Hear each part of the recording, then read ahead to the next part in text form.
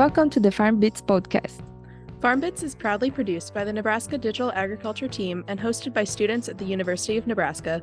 The FarmBits podcast comes to each week to discuss the trends, the realities, and the values of digital agriculture.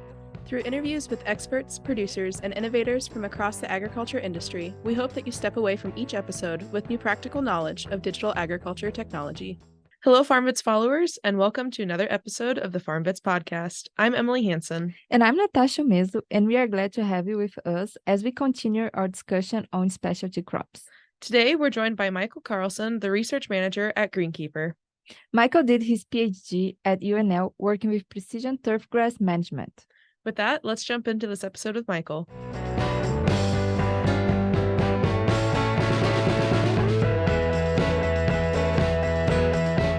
Yeah. So, hi everyone. I'm Dr. Michael Carlson. I'm and the research manager at GreenKeeper app. We're based here in Lincoln, Nebraska. But the quick synopsis of who I am: I originally grew up in the Des Moines area, literally in the backyard of what was then Pioneer Hybrid, or now Corteva's headquarters in Johnston. So that's sort of how I got interested in row crops before I got into the turf industry. So worked there for a few summers like everybody does in central Iowa. Usually either you're pollinating or detasseling corn. It's a pretty common job to do. I had a parent that worked there, so I then worked for a regulatory lab doing some more tissue sampling, corn root sampling, washing a lot of stuff, basically anything you would expect like an 18-year-old to do in like a regular lab. Not the most exciting, but it was sort of fun to be able to get outside, do some work, and feel like you're actually doing stuff. Better than my job as like being a grocery bagger. So it was a bit more exciting, and I got paid better. But then I moved to South Dakota to earn my bachelor's at South Dakota State in agronomy. So there I interned for a number of companies. Realized I wanted to go to graduate school, but I didn't know if I wanted to go right away. So then I was like, okay, I'll give my hand at sales. So I worked for, was then Dow Chemical, now Corteva, I was a sales trainee. So I worked in southern Minnesota and Wisconsin, assisting with, I think it was like 9 or 11 different sales reps. That was fun, but doing chemical sales, I was like, it's just not for me. And I was like, I should have just gone to graduate school. So I'm like, okay, I know I can always go back. And I really enjoyed weed science at the time. That's why I enjoyed sort of doing the ag chemical sales, because still one of those where you can put out a study, you can apply a herbicide, and you can see what's going on sort of almost immediately. That nice instant gratification. So then I went back, earned my master's with Dr. Sharon Clay at South Dakota State, doing an organic weed control project. While I was there, it was fun. Used sort of basically like wasn't necessarily a prototype, but it was the system is called air propelled abrasive grip management. So it's basically using a sandblaster to control weeds within the row. And also my project was seeing, so can we also fertilize at the same time in an organic corn and soybean system? It was fun, but it was a lot of work. But really what I realized is, I enjoyed weed science, but that lab did a lot of precision agriculture, digital ag type work. And I was like, okay, I'll take some classes in this. My advisors and my committee were like, yeah, this is good. If you're going to do anything more in ag, you should probably move in that pathway anyways. And so after that, after I earned my degree, I was looking around for jobs, and I found a job here, when I was at the time at the University of Nebraska, working for Dr. Bill Kreuzer when he was still at the university. So I started there not knowing anything about turfgrass other than I used to mow my neighbor's yard and my parents' yard and made a lot of money from it, which was fun because my neighbor was a big golfer. And so he was like, I can teach you all about managing grass because you have all the agronomic background and a lot of that's pretty similar. So I'm like, okay, like I'll do that. And I told him like, no, eventually when I earned my PhD, I wanted to be something in like precision ag. I was like never thinking in the golf industry, but I'm like, okay, talking with my previous boss, I'm like, I could be another precision ag person or digital ag person in row crops, sort of be a dime a dozen. Not that there's anything wrong with that, but there's a lot of people that do that research. And I was like, okay, I could go in the turf industry, golf industry, and really be one of just a small handful of people that are doing that work. So that was sort of how I got into, that's really how I got into the golf industry. One of those, never thought that that's where I'd be, because I'm a terrible golfer. I enjoy watching it, and but didn't really understand a lot of the science or agronomy behind it. But so that was fun. I so worked for Bill for the 3 years he was here at the university, and then earned my PhD the year after he left, under the advisement of Bill, as well as Dr. Layla Plantel, both in agronomy and horticulture. And my dissertation work was I developed a novel method to variable rate applied nitrogen fertilizer on golf course fairways. So using a crop sensor that you use in row crops by Holland Scientific, crop scan ACS 435. So that one, they use it in row crops. A lot of work from like Dr. Layla Puntel and many other researchers, especially here at Nebraska, have developed methods to variable rate apply fertilizer on corn, and there's some work going on that now in wheat. And so I had the opportunity to try and figure out how to measure how much nitrogen we need in creeping bentgrass fairways. That's a really common grass in golf course systems, especially here in the Midwest. But the hard part there was trying to figure out a lot of, rather than looking at like yield or how much grass we're growing, we don't want the max yield of the grass. We want like a sort of a general range, or like usually when you're looking at yield in corn, you're like, okay, we don't want max yield, we want maximum economic yield. And we can figure that out based off of soil sampling, our yield monitors, and, can't put in weather, but a lot of other factors, we can sort of figure that out. In golf course systems, we don't have that intensive data because like you have the highest input on golf courses are labor, water, and then fertilizer. And so labor is the vast majority of it. Water, I wasn't really looking at that, but I was more looking at nitrogen fertilizer. And we don't have the same type of methods to really quantify how much nitrogen we have on there, unless you're going out there and, sampling all the time. But then you can interrupt play, and depending on the type of course that you're at, you really don't want to interrupt play too much. So the idea there was we put a sensor on the back of a mower. So as we're mowing across it, we're collecting reflectance data off of there, and then figured out a way to figure out, what is the ideal range of values that we can get in within like an ideal growth rate that also relates to visual quality and playability. Because those are, how the grass looks and how the grass plays is vastly more important. And we know that the growth rate also relates to visual quality and playability. So what kind of got you interested in turfgrass research? Yeah. So as I said a little bit earlier, I, sort of fell into it, but the biggest thing that I found interesting when talking with, well, now my current boss, or has been my boss the last 5 years, Bill Kreuzer, when he was at the university, he's sort of like, you could do some really innovative work with precision work in the golf and turf industry. And so my thinking was, okay, maybe I could be a little bit different. This could be fun. It's a fun new system to work in. And I thought at the time, I'm like, I've already done, I worked in like conventional row crops, and then I did organic weed control, which was like, I didn't think it was going to be that different. But really, if you're going from a conventional system where you're applying pre-emergent herbicides and then maybe a post-emergent, depending on what your system is, to go into organic management, it's a whole different way of thinking and managing your crops. I was like, okay, if I could handle that and survive my master's degree, I was like, I think I could, I could definitely pick up and learn more about golf industry and the turf management. And I'm like, I think I could actually do some really fun work here. And I'm very glad I did it. It's a fun industry to be a part of. But it still sort of reminds me of ag at some points I enjoy it a little bit better, especially when it's this time of year and I can wear shorts when I'm at work and not get my legs cut up by walking through corn or soybean fields. This is cool. And can you tell us a little bit some digital tools that can be used in a turfgrass field? So, we have a few with GreenKeeper, especially with some of the models that we have. We don't have quite the like crop modeling type tools that are in ag.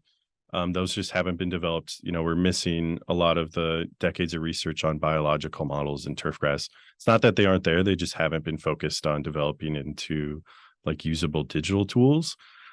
But there has been some more recent work using, I guess the biggest thing in turf is probably we're far more efficient at using irrigation than row crops, especially if you're looking in the Southwest. It's like we still use a lot of water, but they've had continuously having water reductions in the amount that they can get from their water allotments in like Arizona or Southern California, basically anywhere in the desert Southwest. So there has been a lot of work done, especially by a colleague, Dr. Chase Straw out at Texas A&M. He's done a lot of work at precision irrigation management. He developed just a general tool on if a superintendent wants to download the best program in the world, QGIS, and they can locate all of their irrigation heads. They can make irrigation management zones. But so far, and like being able to take that and like gather like sensor data and then pump that right into your irrigation management or your irrigation heads, that work hasn't, the hardware and software isn't there yet. So that's sort of the issues we have in the turf industry. And that's sort of what we're working at GreenKeeper to try and change.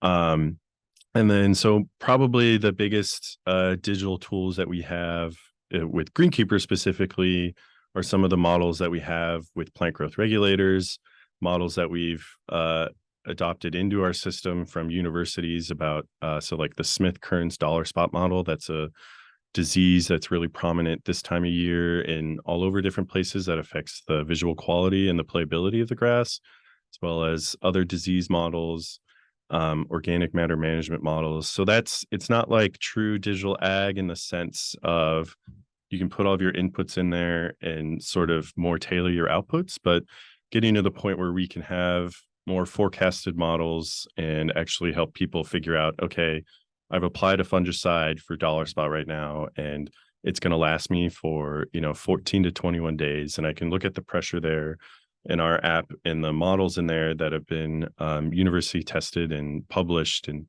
they do work that we can go back through and then suggest a different mode of fungicide in there to help them keep the rotation and, not build any more resistance. And then some of the work that is, there's some work at like research levels, and then some with some other, I'm trying to think, like companies.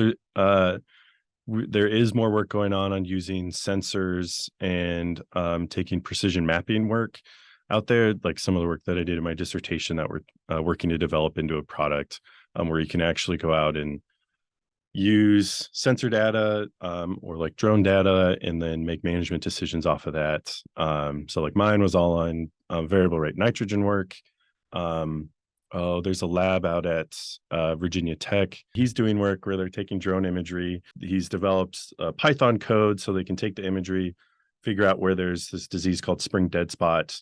They can go in the fall and spray on those specific areas and then manage for it in the spring and not have to go out and spray it once they see it. They do a lot of precision disease work, which diseases are a big issue in golf courses, especially with like visual aspects in the general growth. So when I said you're talking about like the three big inputs, labor, water, fertilizer, the next biggest thing is pesticides, and the biggest one in there is fungicides. And it's a lot of the same active ingredients as in ag, but they're usually they're more expensive because the formulations have to be more safe because you're often spraying and then people are going to come golfing after you spray. And so they're not fun. If you know what like a DMI fungicide is, they're not like fun. They're really thick, gooey. They're not like great formulations, but that's how they can get it. So they can get the safety in there. And then because it's a smaller acreage crop, because it's sort of considered like a specialty crop in comparison, sort of like sunflowers, peas, other things like that. You don't get like the cutting edge fungicides a lot of the time.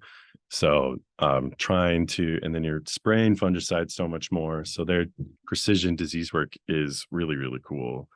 Yeah, and this is nice to know about, as you mentioned, about the pesticides, because actually I didn't think that how important it is, to be careful about that, because that is true. After you apply, people will go there. So yeah. I know for some of the fields that I've worked in, it's 24, 48-hour REIs. I'm assuming it'd have to be probably hour, 2 hours. Nope. So Okay. So when I was at the university, we used to do the pesticide recertification lab for the turf one. And for most, unless it's most labels in the turf industry say once it's dry, you can go back out on the field again. So That could it's be pretty quick. Yep. Yeah. And you in turf systems, you spray at a really high volume because you want to get the pesticide into the canopy, and so you need a lot smaller droplets to get in there. Yeah, there's a lot of like intricacies that are a little bit, everything's pretty much the same, but it's just a little bit different because you're managing for a perennial crop rather than brand new crop. So like if we just talk about like fertilizer in general with turf systems, you're barely ever going to need to apply phosphorus or potassium outside of when you're seeding, especially like a cool season grass. So like creeping bent grass or like your Kentucky bluegrass here, if you're growing it in your yard, because oftentimes like the amount of phosphorus and potassium that grass needs, it's like you have to basically have never applied any phosphorus or potassium and literally mine the soil for you to get any sort of response out of like a stress response. And what is cool is when you do have it, you still get like the classic purple coloring on the grass, which is fun. I was like, I've seen it in corn, when I used to live in South Dakota, when it was like cold early in the season and the roots hadn't grown enough to capture. So you can see it in corn, especially in the upper Midwest when it's cool in the spring, and it usually grows out of it after the corn has started to grow and it reaches more into the soil and you've applied for phosphorus and potassium. But in turf systems, you just don't, it's often the soil systems have enough because it's just not using as much.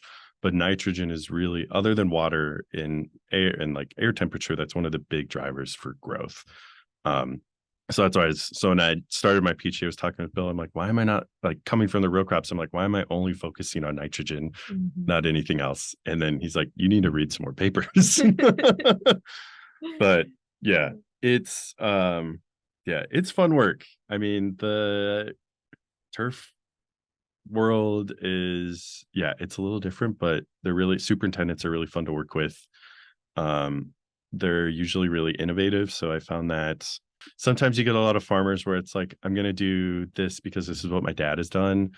And you don't have quite that like familial legacy because superintendents, it's not like they grew up on that course and that's where they work and that's the only place their family's ever worked. You do get some of that in like the Northeast with some of these big storied courses, but superintendents, like some of the really great courses here in Nebraska, their superintendents are like from Michigan. They went to school in Michigan or other states, and then they'll move around, but they're really innovative and they do a lot of interesting work. And they're usually really interested in trying new things.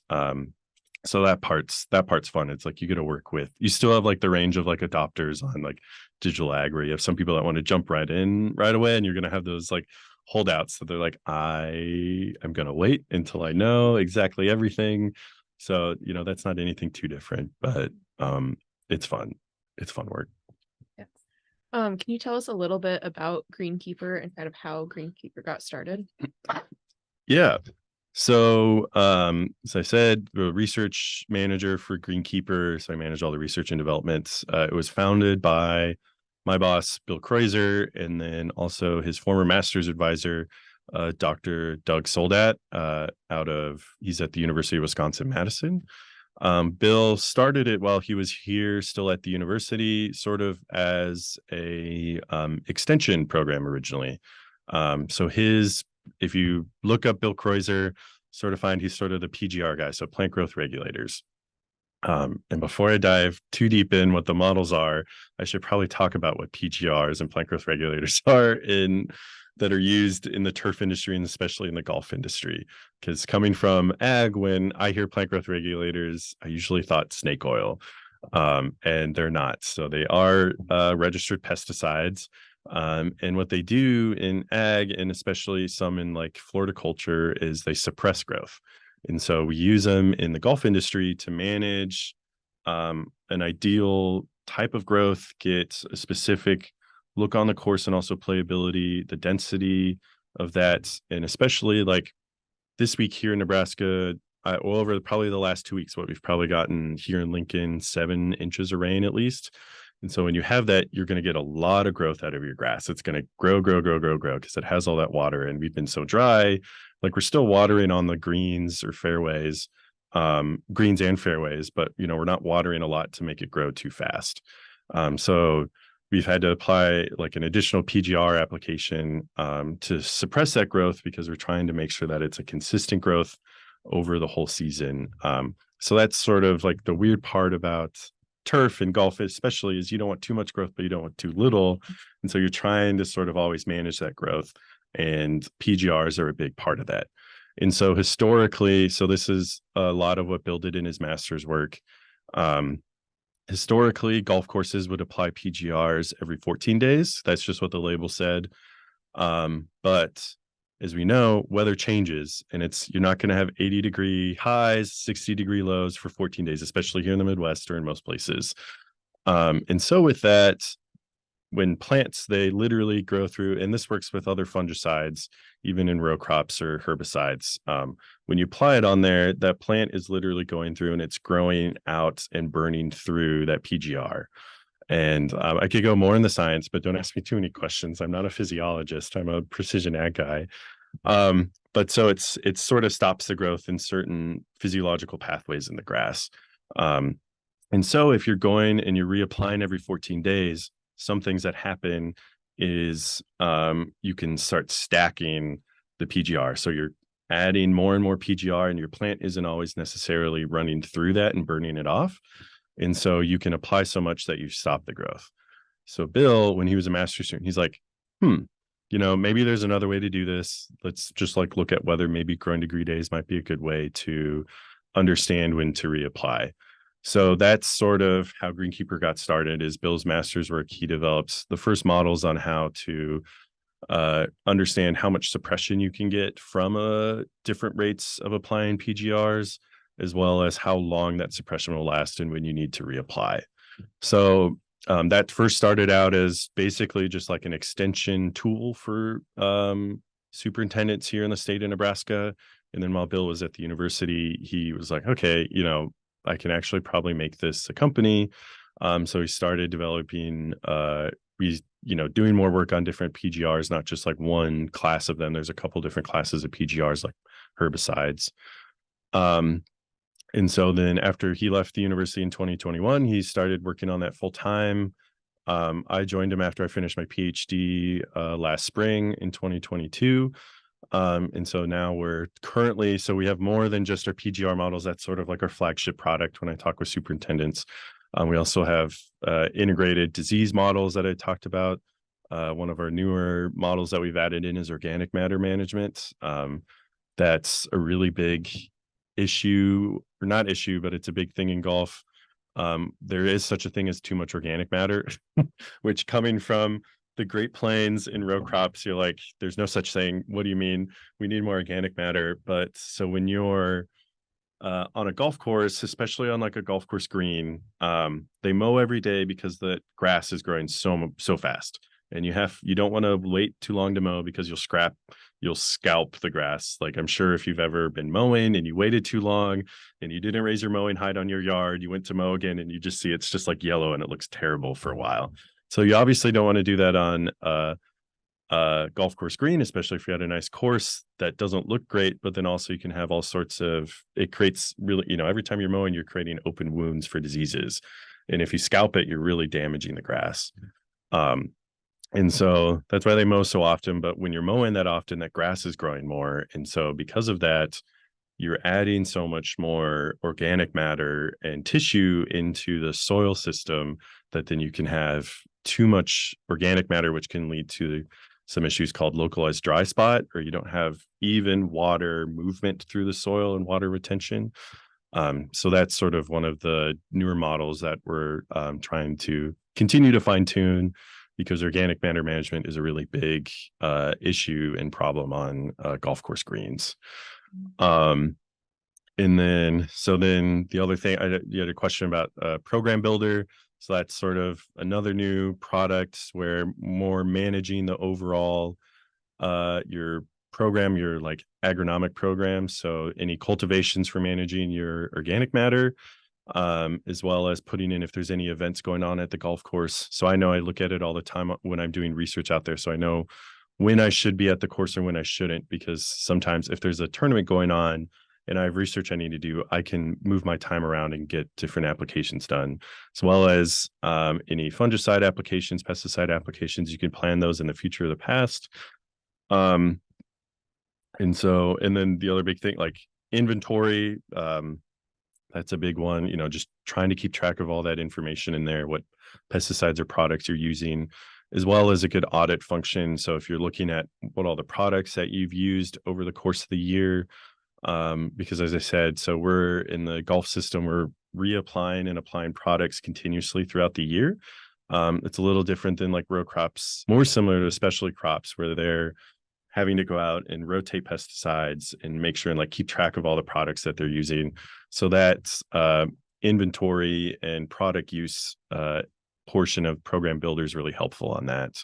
But it just really helps with superintendents if they're going at the end of the year, they have to go to their board if they're like a private course or private club, and they have to say, okay, this is all what we did. These are all the products that we use. This is how much I can know from, if we ordered it through GreenKeeper, we have the, our statements in there, we can go back through to our board and say, this is how much we had to spend on our pesticides or products. And so it just makes it a little bit easier to keep track of that, because otherwise, some people are going out and spraying every 2 weeks for different products, and that can be a lot to keep track of if you're just doing it by hand. Mm-hmm. I have a hard enough time with my own research stuff to keep track of that, so I put my stuff in GreenKeeper as well. Yeah, but I like this idea that you can have a historical about all the management and everything that you did, because it's a lot of things. So to have this in mind, it's good to have a place that you can organize those things. Yeah. I am still like coming from, I guess the biggest thing when I think about coming from the ag world going into the turf world is it's probably the same total quantity of work, but in like ag, it's, hurry up, do it quickly, and then you have a little bit of a break, and then you have, especially if you're in like the ag research world, it's, still you have planting, you have to try and get everything done when you really want to get it in, and then you have to get your herbicide, fungicide, insecticide applications in at certain windows. And then I know when I was doing weed science research, it's like we really, after the plant got to canopy, there really wasn't a lot we could do until we got to like peak growth. And then I'd have to go back out and collect samples again, which was always a nightmare because it was like the beginning of August, hot, humid. Even if it was like gale force winds outside, there's no wind inside of like a 15-foot tall cornfield. No, there never is. Yeah. And so then in the turf world, you don't have quite the hurry up and wait type of work. It's much more consistent. Like mowing always has to happen. Like greens are mowed every day. Fairways and tees are usually mowed every other day. Sometimes at the beginning or end of the season, that's every other day on that type of mowing, maybe every couple days, just depending on how fast or slow the grass is growing. But then usually people apply fertilizer about every 2 weeks. There are like fungicides. It depends on the program. It might be every 2 weeks, every month. So there's a lot more consistency in the labor there. So that's where like even just kind of keep track of all those applications. That's really where Program Builder is really helpful with. And plus it ties in if you're making, so when you like go to make application reports or even for like PGRs, if you're going to go put in a PGR on your turf and you want to put it in GreenKeeper and you're applying with other products as well. The nice part there is it'll, print out just like a really easily read. We've done a lot of work with our developers on how to make like an easily read like sprayer sheet. So you can give it to the applicator when they're going out there and they can then know, okay, I need these 5 different, I need this fungicide, this PGR, maybe this, adjuvant or anything else in there, so they can get all those in there correctly, get the right amount, get how many tanks that they need, and then also gives you a second form for like, your regulatory paperwork with the state. That we've done a lot of work on and gotten a lot of feedback on, which has been really great. And can you tell us what was the biggest challenge developing GreenKeeper or developing all those tools? This would be a good question for Bill, but I would imagine it's just trying to, because we're still continuously improving our products. as well as trying to develop new products. And I think one of the biggest challenges, just for my time over probably about the last year and a half of working with GreenKeeper, that I see is, just trying to devote the time we need for research and development to improve our models or develop new products.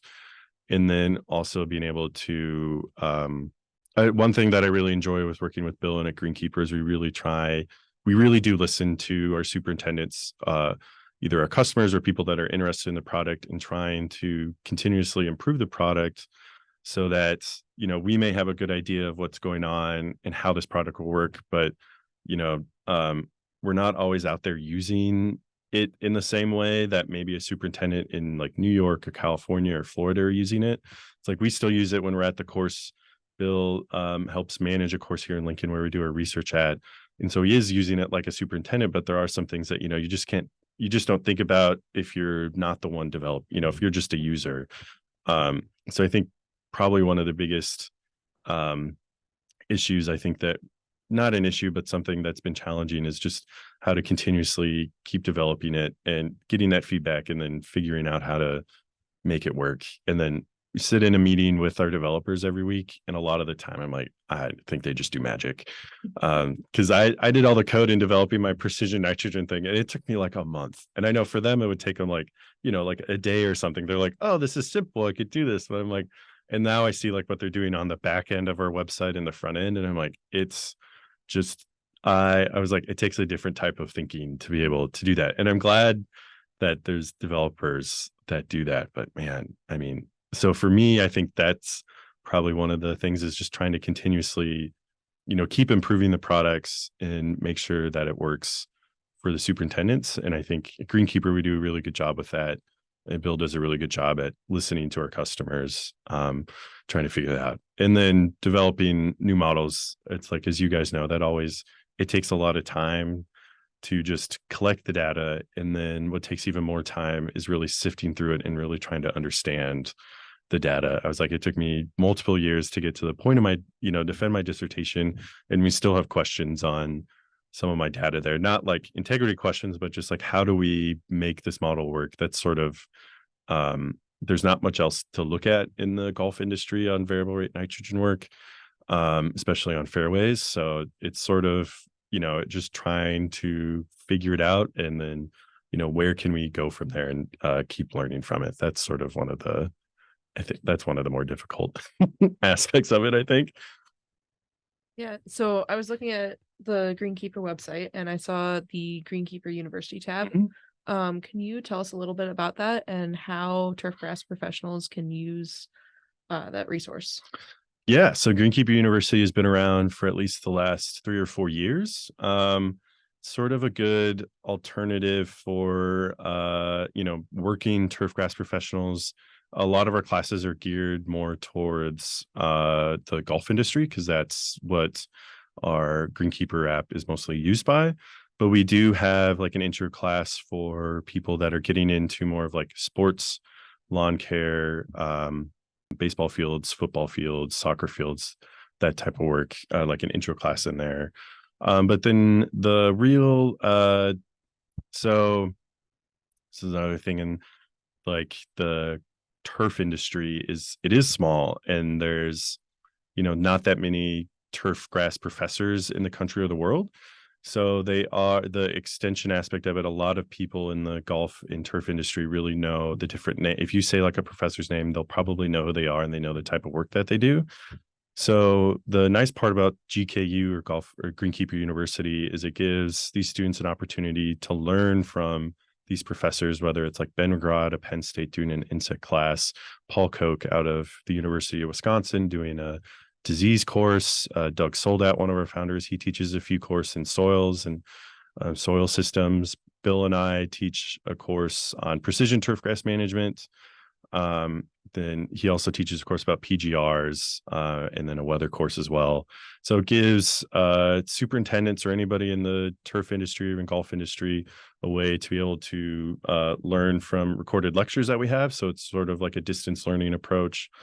And then we still have live discussions once a week. So our GKU occurs usually from January through March.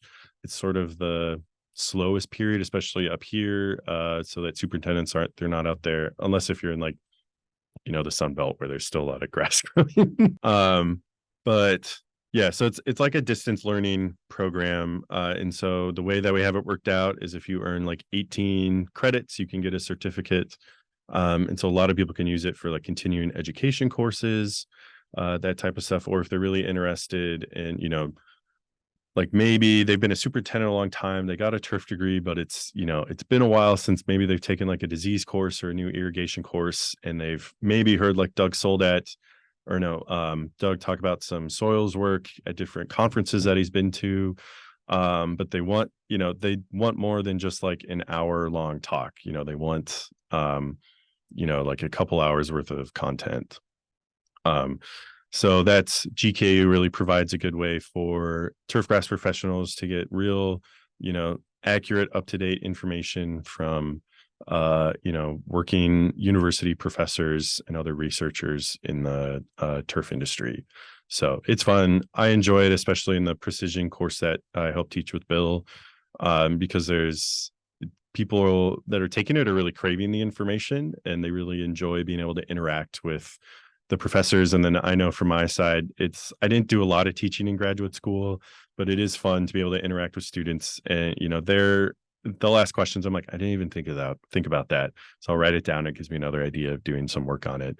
So that part's fun. But yeah, it's great. The GKU keeps growing. We're adding more students. I know our next session will be around January. Usually if they can look on our website at GreenKeeper University. It's interesting that you can have this fast resource. We talked about, sometimes farmers, they used to do what they did before. Yep. So in the turfgrass field, can you tell us how is this challenge, trying to convince them to use technology or different ways to manage? Yeah, it's definitely still a challenge. Like I talked about, there's a different types of adopters, early adopters, sort of the people middle of the road, late adopters. We definitely have a good course of subscribers that we vary all different aspects of that. People definitely know GreenKeeper. You can use it to help maintain your PGR applications, disease applications, keep track of inventory. But there are still some people that just don't do that. You still get some people where, I've always done it this way, it still works, makes the Greens committee happy, at the course happy, why should I change anything? And I think one of the things that we do well, Bill does a lot of traveling, and I get out and do some traveling to different regional meetings or talks with or give talks and talk about GreenKeeper. One thing we do really well is really showing people how to use the software and how easy it is to use. Even if they don't want to do any like precision work, they don't want to, use a precision spray or something else. It's like, okay, how are you applying PGRs? Sort of the way, just not like a general sales approach. It's like, this is how much it costs. This is what you're going to do. This is what you're going to say. But it's like, how can we make your life easier? And I think that's been, it's still a challenge because not every course, every course has a different business model. They have different ways that they manage their grass. And, but I think the one beneficial thing about GreenKeeper is a lot of our products really work well with a lot of different courses and the ways that people manage their grass. But yeah, for me, whenever I'm doing these types of calls, it's always sort of like, okay, I want to learn more about you, because I remember I was talking with one superintendent.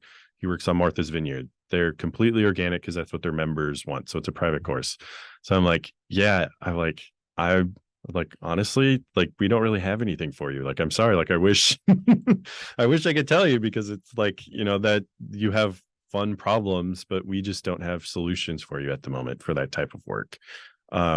But so that's really something that we do well at GreenKeeper, is really try to understand what our customers need. And then if new customers that are sort of wary about it, it's like, okay, here, we can show you the website. I can figure out, how can this work with your operation in your course? But, if it doesn't, it's, it's not the end of the world. But we're here, we'll always be there and try and make it easier for people to manage their grass and keep track of what's going on. Yeah, that's really cool. So if our listeners wanted to learn more about GreenKeeper, where can they go to find out more information? Yeah, they can go to our website, www.greenkeeperapp.com.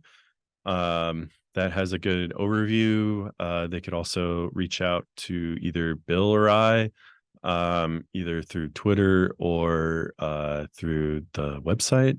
I think if they go on the website and look up like contact, that goes to the customer service, and that usually Bill or CEO look over that as well.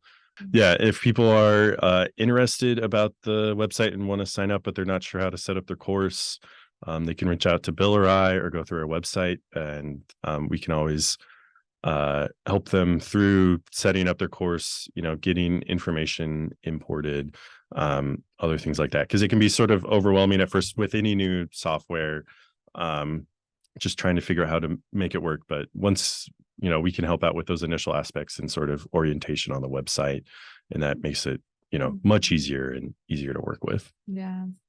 Okay. And our last question for today. So we have a tradition here on the FarmBits podcast, and it's to ask for a piece of advice. So what advice do you have for anyone who's interested in turfgrass research?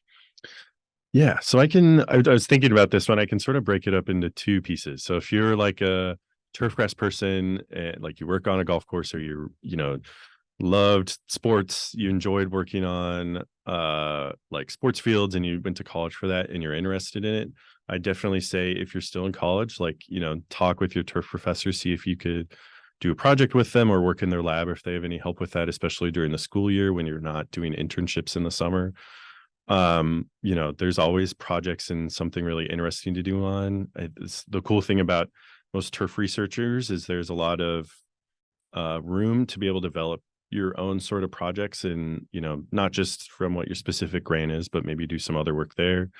And then I will say, so coming from the ag side, if you have an opportunity to do turf work or go work in the turf industry, I definitely say jump on it. It's a fun industry to work on. It's small, but I really enjoy that because you really do know everybody. I know, sometimes go to the tri societies. I don't know if you guys go to that meeting at all. Layla's lab does. I don't think Joe's, but she also goes to the precision one as well. But you have there's thousands of people there, and it can be overwhelming. And then in the turf researchers all go to that one, and it's such a small group. Everybody knows everybody. You all know who each other are. So especially if you're a graduate student or you're into research, it's you see everybody there, especially at other meetings or the trade show. That part's sort of fun. You can really keep track and catch up with a lot of people. And especially if you're interested in digital ag or precision turfgrass management. As Wild West isn't the best term, but it's fun. You really can, in the turf world, there's a lot of opportunity to really help shape where precision turfgrass management is going. And there's a lot of opportunity to have direct connection with superintendents and really understand and how to make precision turfgrass better or more usable, make software or other systems that can work for superintendents. Honestly, every time I've done research or jumped into a new system, I just sort of jumped in. I'm I guess I'll figure it out how it goes. I think that's probably pretty similar for most people that you're interviewing or talking with, especially if they've gone through graduate school. It's you don't know what you don't know, but you always have an opportunity to learn. Go ahead, make mistakes, especially if you don't know the golf industry. But the fun part about golf is if you make a mistake and it's really bad, you're going to see it right away. You don't have to wait till the end of the season to see if you messed up on your yield. You're going to notice it right away. So at the end, I would just say, especially if you're coming from the ag side, if you have an opportunity to do it, the golf and turf industry, really welcoming. There's many people I've met in my time in the turf industry that, came in after they finished their PhD, didn't know anything about turf, and are still in the industry. It's a fun group of people in and outside of academia. And they're always looking for new ideas, and superintendents really enjoy learning about new research. I think that part really makes it a lot of fun. Thank you very much to Michael for taking the time to join this episode of the FarmBits podcast. It's really exciting to see what's going on in the turfgrass world. One of my favorite parts of this episode was how similar turfgrass management is to corn and soybean management. I also think it was really interesting how many applications can be done on a turf field. I hope you enjoyed that episode, and we look forward to sharing another digital ag story with you next season on FarmBits. Thank you for taking the time to join us today on the FarmBits podcast. If you enjoyed this episode, please subscribe to the podcast on Spotify, Apple Podcasts, YouTube, or wherever you listen to podcasts to be informed about the latest content each week. We welcome your feedback, so if you have comments or questions for us, please reach out to us over email, on Twitter, or in the review sections of your favorite podcast platforms. Our contact information can be found in the show notes. We would like to thank you, Nebraska Extension, for their support of this podcast and their commitment to providing high-quality informational material to members of the agricultural community in Nebraska and beyond. The opinions expressed by the hosts and guests on this podcast are solely their own and do not reflect the views of Nebraska Extension or the University of Nebraska-Lincoln.